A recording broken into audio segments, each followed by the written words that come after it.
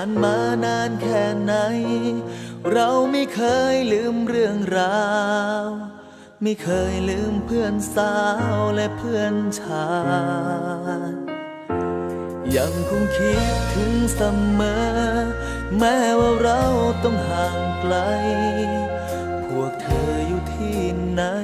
จงได้ฟังอยู่ที่ไหนคือเพื่อนกันแม้ว่าวันเวลาเปลี่ยนบางคนไม่ได้เรียนก็ต้องทำงานเราก็เป็นอีกหนึ่งคนเคยพลาดพลั้งเรื่องวันวานอยู่แบบสนุกสนานไม่สนใจเรียนบอกเลยว่าการศึกษาไม่มีคำว่าสายกลับมาเริ่มใหม่ได้อีกครั้งเพื่อนม.ต้นและม.ปลายคิดถึงเธอเสมอถึงไม่ได้เจอกันแสนนานจบมาแล้วเราแยกย้ายจะอยู่ที่ไหนก็เพื่อนกันยังจดจำทุกวันเพื่อนไม่เคยเก่าไม่ว่าเธอจะอยู่ไหนจงเปิดฟังเพลงฉันแต่งมันอาจจะเป็นแสงนำทางพวกเรากลับมาพบกันอีกครั้งกลับมาลื้อฟื้นเรื่องเก่าเรายังมีเราไม่เคยลืมกัน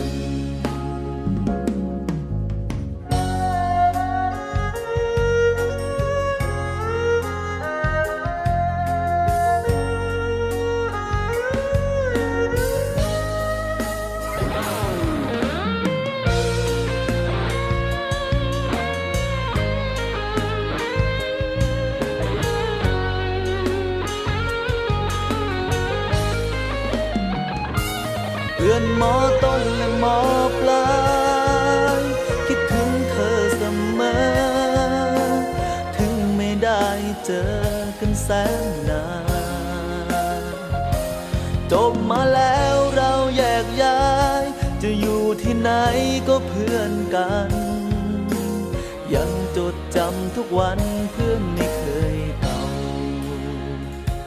ไม่ว่าเธอจะอยู่ไหนจงเปิดฟังเพลงฉันแต่งมันอาจจะเป็นแสงนำทางพวกเรากลับมาพบกันอีกครั้งกลับมาลื้อฟื้นเรื่องเก่าเรายังมีเราไม่เคยลืมกันเพื่อนม.ต้นและม.ปลายคิดถึงเธอเสมอถึงไม่ได้เจอกันแสนนานจบมาแล้วเราแยกย้าย